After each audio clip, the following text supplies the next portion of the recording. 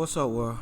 This your boy Tommy Mab, and I came to really just delve into something that I think is very, very prevalent, and that's going on. And I felt like I am the person to address this situation. So I will do that without further. I don't know the word, but y'all know what it is. Here we go. So we jump into it. Okay. So let me start out by saying nothing gets me angrier than people that speak intelligently about things when it's obvious they have no idea what they're talking about.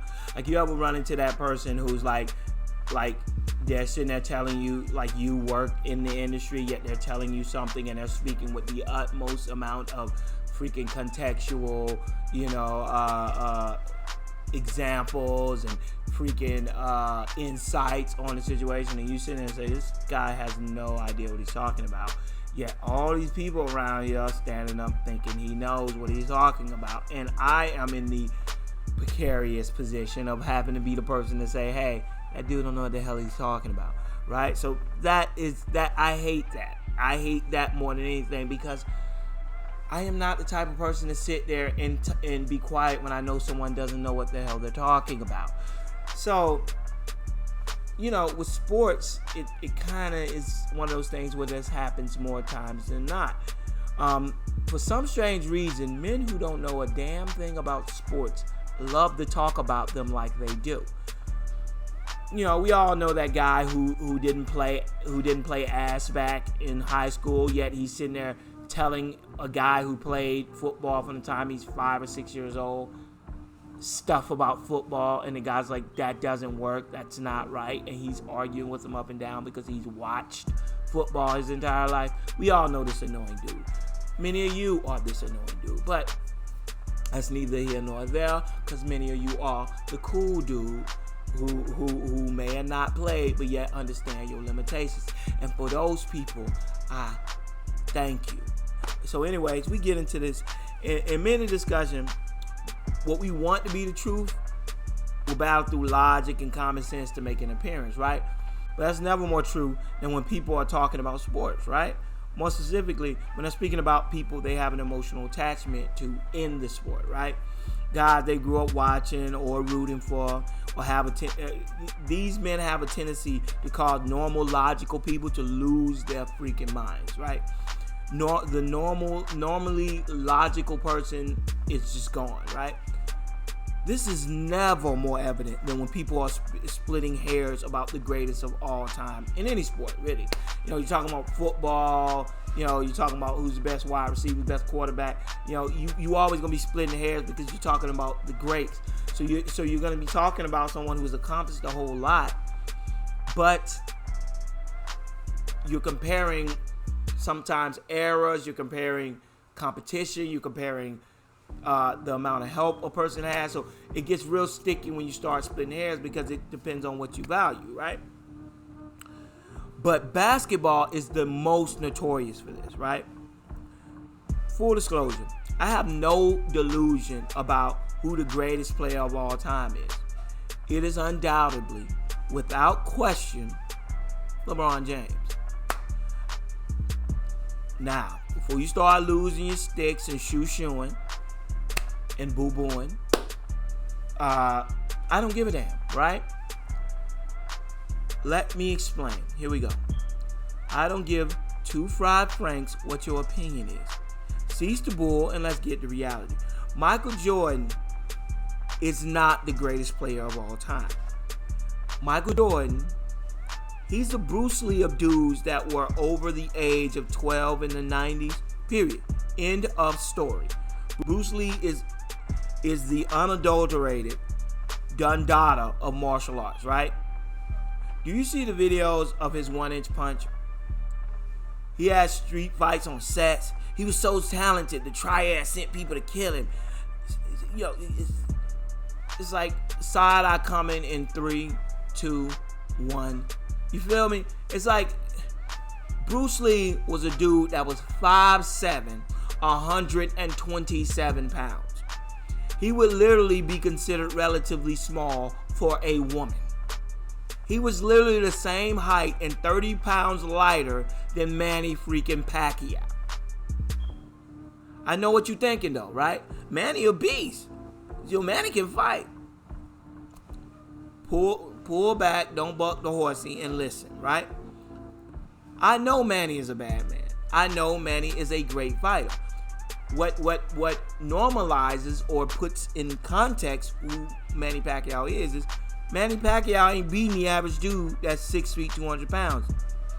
If he is even a halfway decent fighter.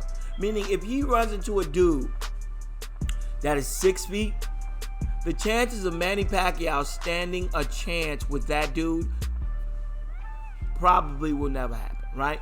If I'm 6 feet, 200 pounds, you 5'7", 140 pounds, you ain't beating me. I don't care what way, as long as I have some sort of fighting skills, you're not going to beat me. Let me explain why, right? Physically, the dude is at a disadvantage in regards to reach, size, and weight. Bruce Lee has nothing to prove. He is even a decent fighter in a real fight. Let me explain. He's never won any tangible awards that should put him in the discussion of the greatest martial artist of all time. It's actually kind of ridiculous for people to make the argument, but that doesn't stop every fanboy of Enter the Dragon from believing Bruce Lee and Mike Tyson would be a good fight.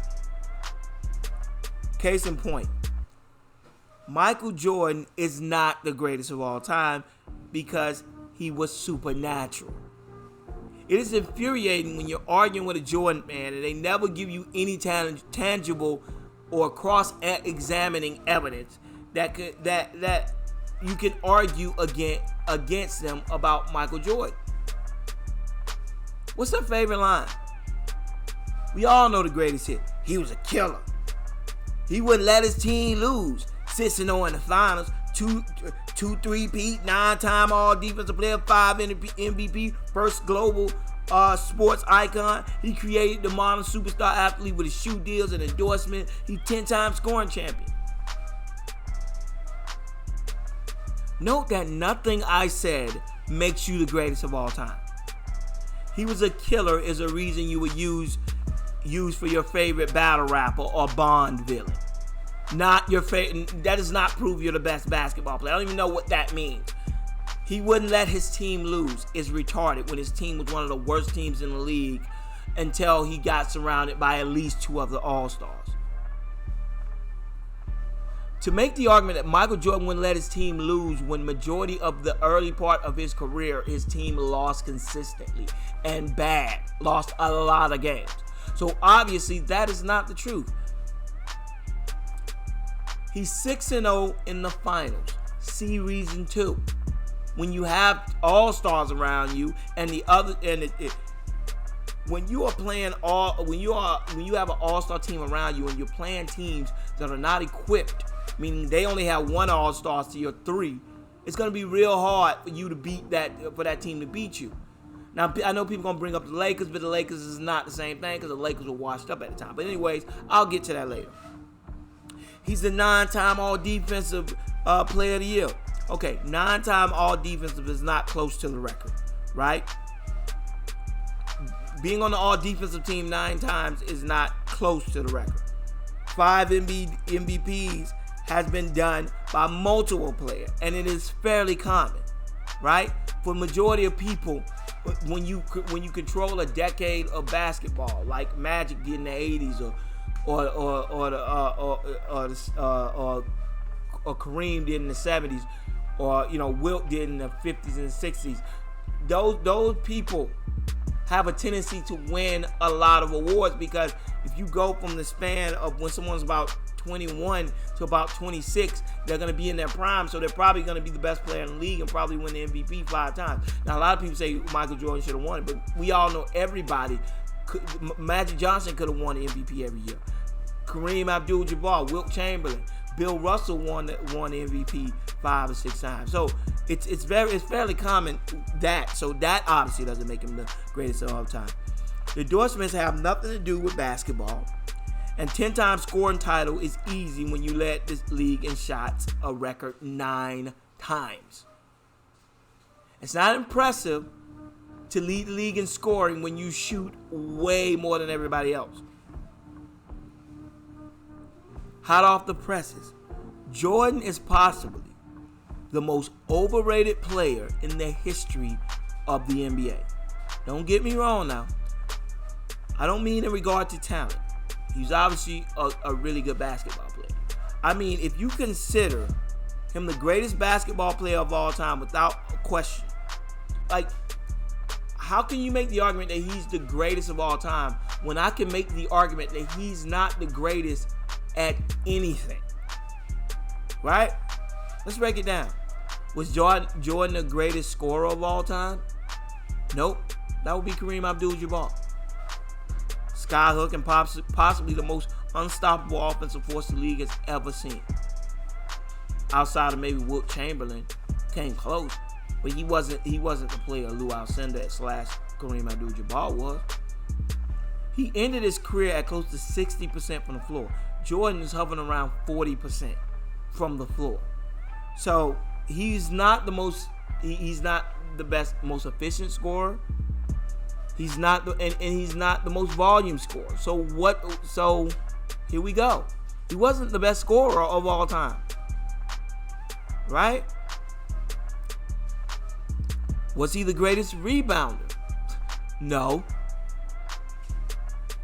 Was he the greatest shooter? No, not even close. He was virtually below average from the three and relied on his athleticism and mid-range to be a viable offensive threat. His game was very similar to Russell Westbrook's. In a lot of ways, his game and Russell Westbrook's game are nearly close to being identical. Both of them rely more on the mid-range and are very shaky from three. And rely on that athleticism to get. Only difference is Russell Westbrook is a better passer. Was he the greatest defender? Once again, laughable. Jordan often guarded the third best scorer on the team because he was extremely limited and would generally be man-to-man on the second best guard. His one defensive MVP was laughable and was a marketing ploy by David Stern to prop him up after Magic and Bird declined, which is why most of the players despised him during those days because they knew he was just a media creation. He was a guy who was a volume shooter who team never won anything, but he was exciting, so the commissioner kept propping him up. Right? He won MVP and defensive MVP in the same year, right? But he was still young at the time. He was very young at the time, so he obviously wasn't the most valuable defensive player in the league at that time. Wasn't even close. His team wasn't even close to one of the top defensive teams in the league at that time. So how can you be the most valuable defensive player on a team that was not a particularly good defense? Thank you. So, and his offensive output, get this, outside Dominique Wilkins, who was second, him and Dominique were propped up at the time because they were trying to prop them up as, the new wave of the future, dunking and all this, that, and third. So, Dominique Wilkins was close to him. I think he had like 90 more shots than Dominique. But the next person down, Michael Jordan shot 300 more shots than the next person on the list.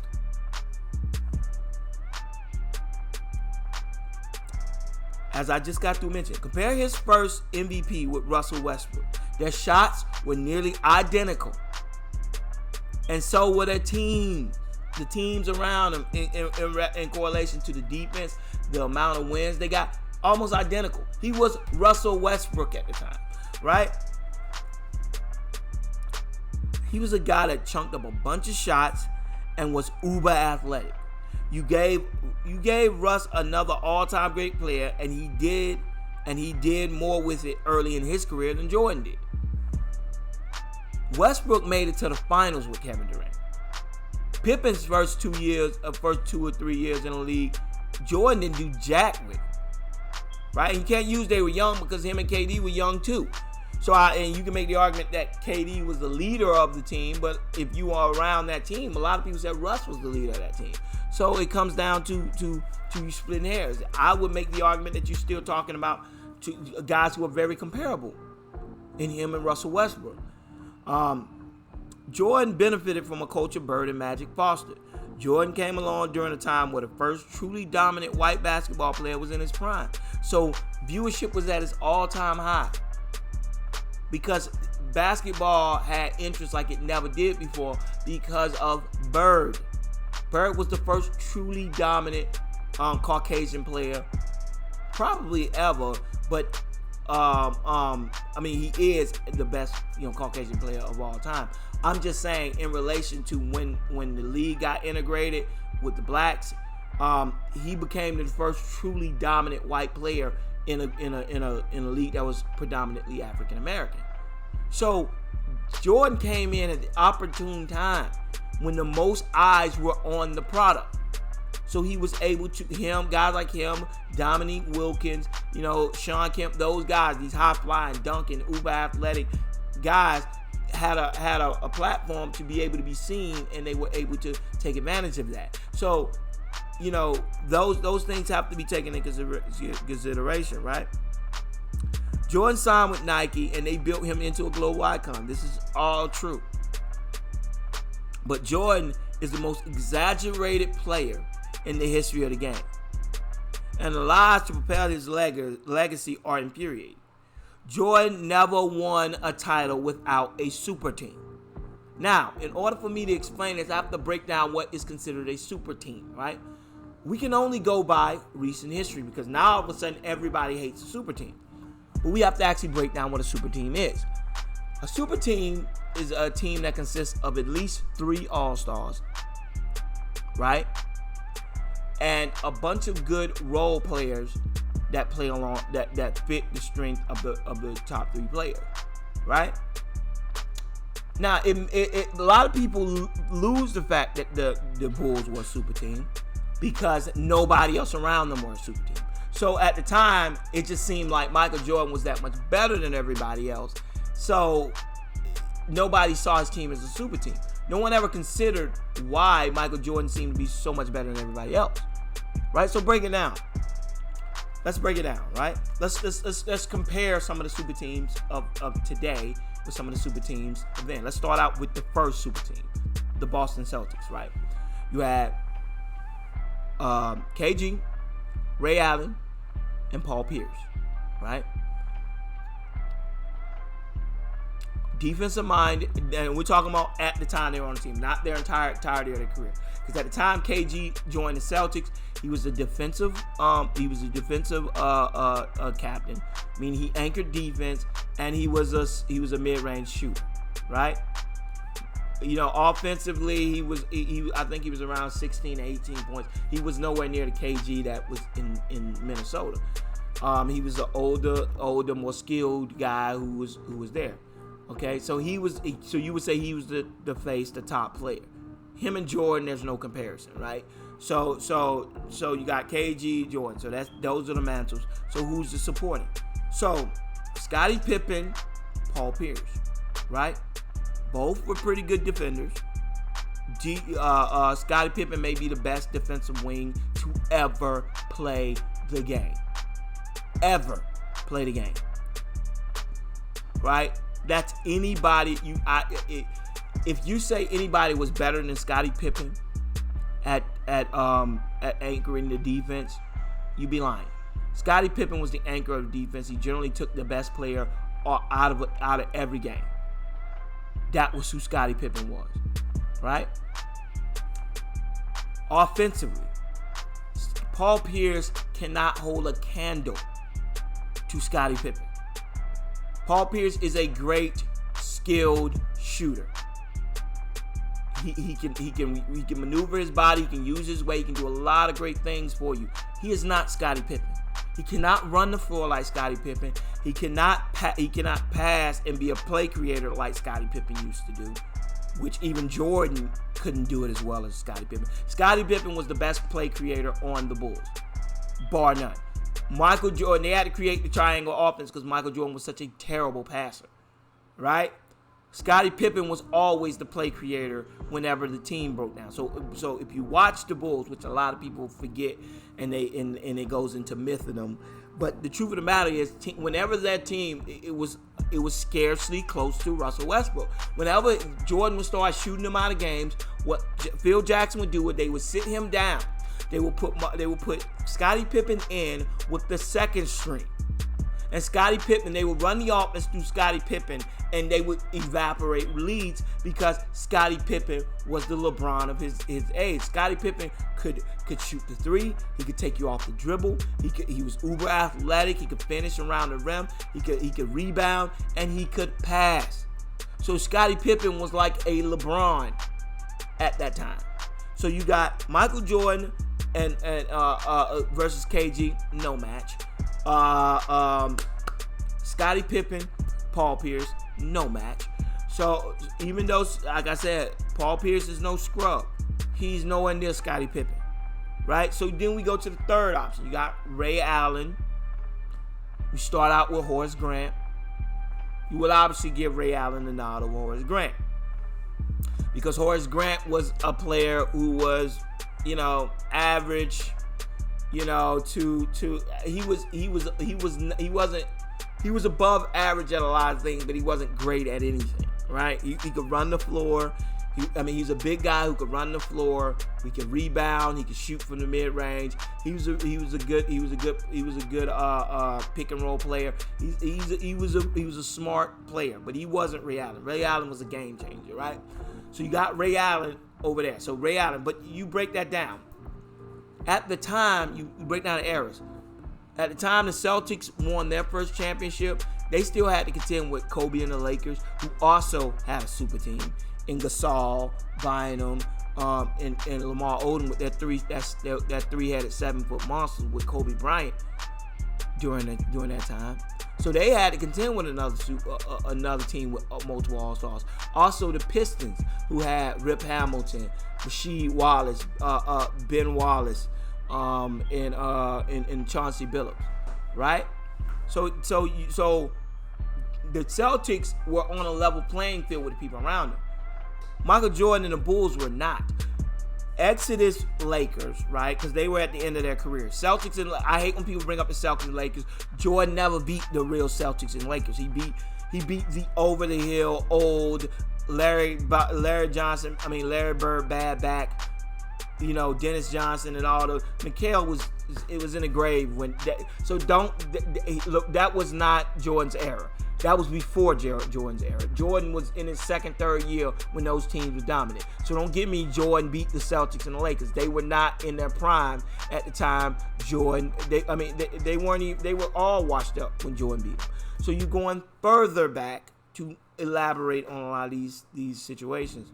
To really break it down, and you say, who did he really play against? He played against the Pistons. The only other super teams he played that had more than one All-Star, perennial All-Star, were the Orlando Magic with Shaq, Penny, and the very Horace Grant that left the Bulls. He lost. Then you go to the Pistons. He lost. Then they got rid of Mahorn, and then he won. But he never really truly beat the bad boy Pistons, because when he beat the Pistons, they did not have Mahorn, who was the lead bad boy of the bad boy Pistons. So without Mahorn, you can't even make the argument he beat the Pistons. So you go beyond that. You really break down. He beat Patrick Ewing by himself, Charles Barkley with KJ Johnson, who's an undersized guard and who is a liability on defense and is nowhere near the level of any of the players around Michael Jordan. So you go to the next one. Who we bringing up next? Utah Jazz. He beat the Utah Jazz. People. Once again, one All-Star and an undersized guard. Go to the next team he beat, the Seattle Supersonics. Think about it. One All-Star and an undersized guard. Well, not terribly undersized, but he was definitely smaller on the smaller side than Gary Payton. Right? So, Michael Jordan has a history of beating teams that were nowhere near as talented as his team was. Yet, when he does it, all the focus goes to Michael Jordan. It doesn't go to the team that was around him and the myriad of all-stars and that he played with, right?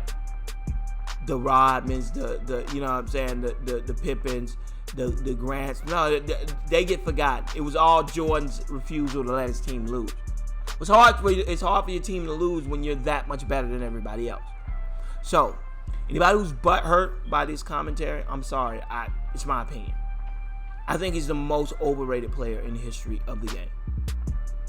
Like I said before, you cannot be the greatest when you can't name one thing he's the greatest at.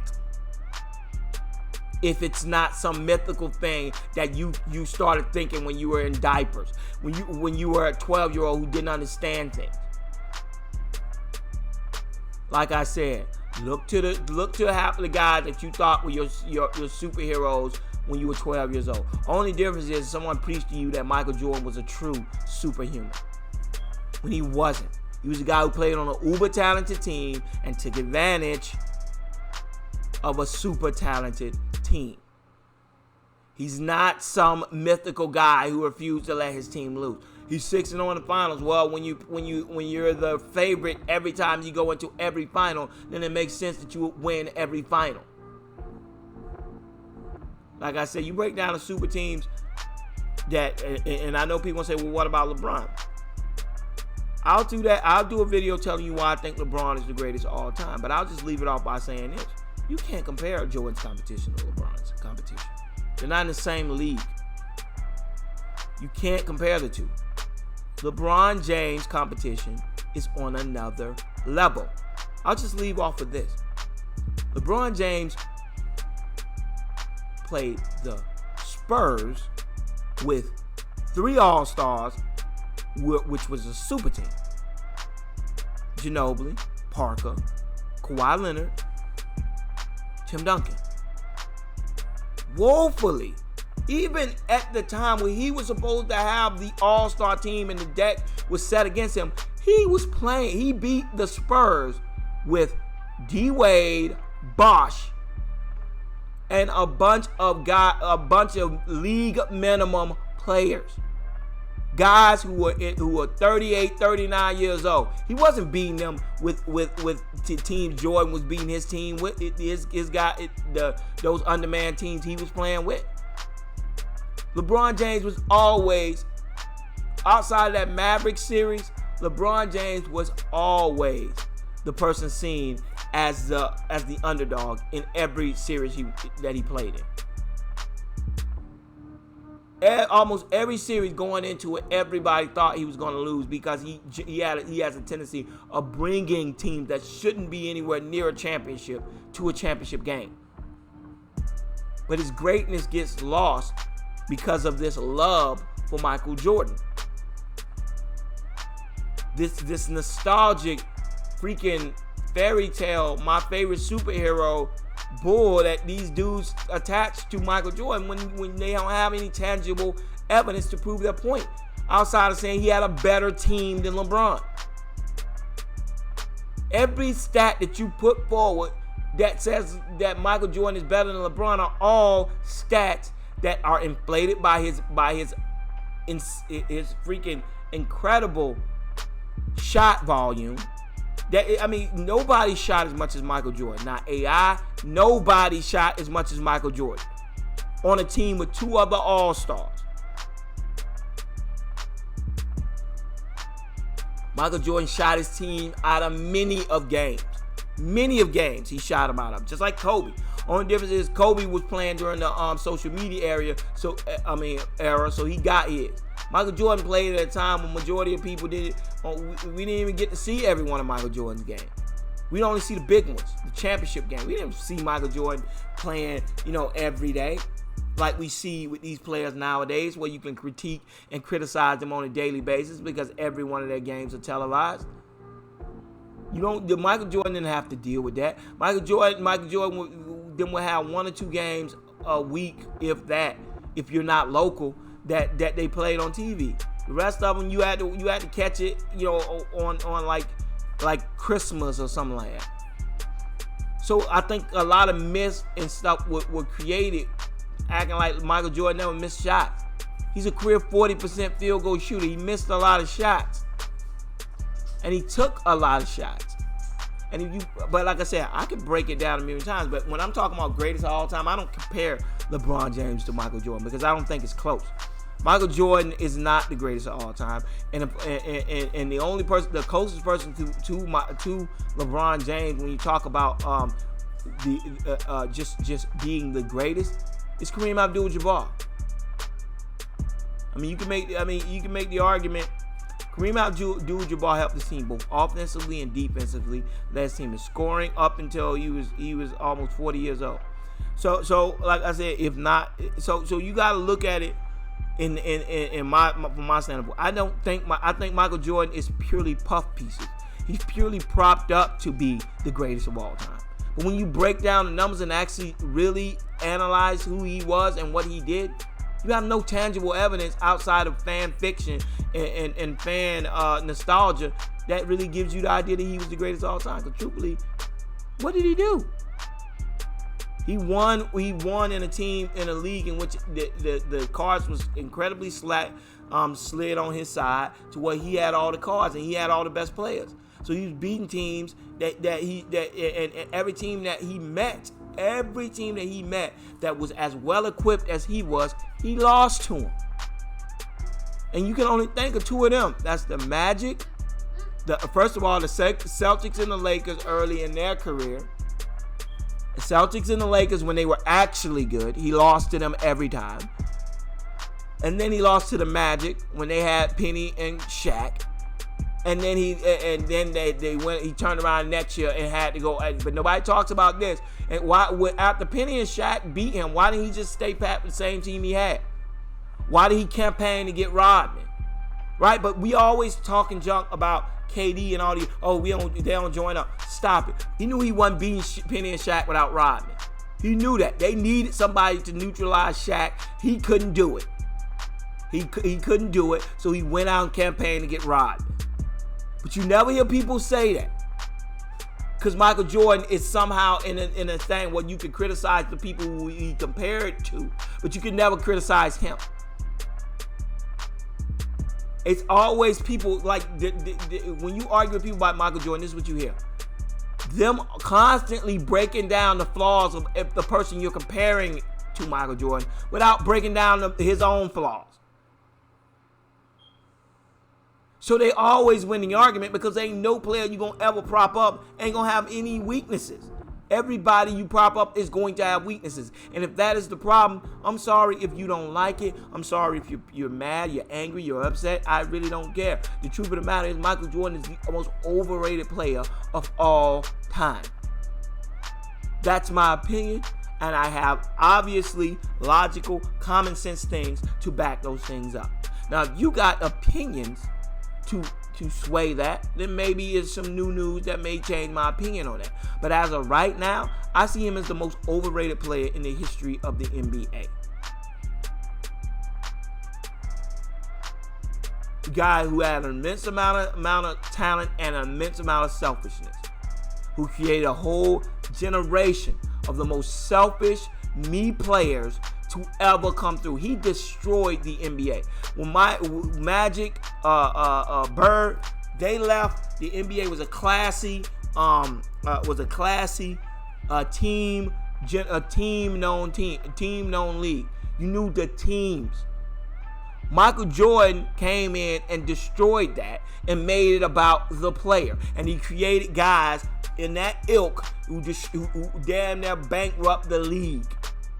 By all of them chunking up 50 shots, your Gilbert Arenas, Kobe Bryant's, Allen Iverson's, Stephon Marbury's, all these guys who came in trying to be the next Jordan, Tracy McGrady's, all these guys coming in chunking up 50 shots a night, because at the end of the day, it didn't matter if your team was 35 and 47. It don't matter, because at the end of the day, they're gonna give you the props anyways, because you scored 50, you averaging 35 points a game. ISO, killing the ball, holding the ball, shooting bad shots. It don't matter. That's the breed. That was Michael Jordan's legacy. Look at LeBron's legacy. LeBron came back and switched it back to where it was before Jordan got there and tanked the league by creating a bunch of me first selfish players. LeBron came in and created the exact opposite. He created guys that were business oriented guys who were classy, put the team over themselves, and strive to not just be guys chunking up 50 shots. Because LeBron made it so it became almost a detriment for you to just be a shooter. So all these players who thrived out just being, who got their record deals and their endorsements by just chunking up shots, your Gilbert Arenases, Tracy McGrady's, your Kobe Bryant, they all fell by the wayside after LeBron hit his peak, because people stopped seeing them as great players and started seeing them as what they actually were. Selfish players who chunked up a bunch of shots for the sake of their own stats. I mean, just for their own stats at the detriment of their team. And people start calling them out on it. Those people got ran out because of guys like LeBron James, Dwayne Wade. Those guys, they brought in the new breed of athlete that did everything, not just shot. They played defense, they shot, they did the whole nine. So if you have, like I said before, if you don't like it, I'm sorry. I got more than enough reason. You may not agree, but you can't say what I'm saying is stupid. You can't say what I'm saying doesn't work. Obviously, it may not be your opinion on it. You may have a vastly different opinion, but I obviously am not just hating. I'm saying this because I obviously have a preponderance of evidence that proves that my point is not, it may be at the very least founded. But anyways, take your time, please. Comment on the low. We can argue or talk about it. I would rather talk about it than argue. Take your time to comment, subscribe. Peace.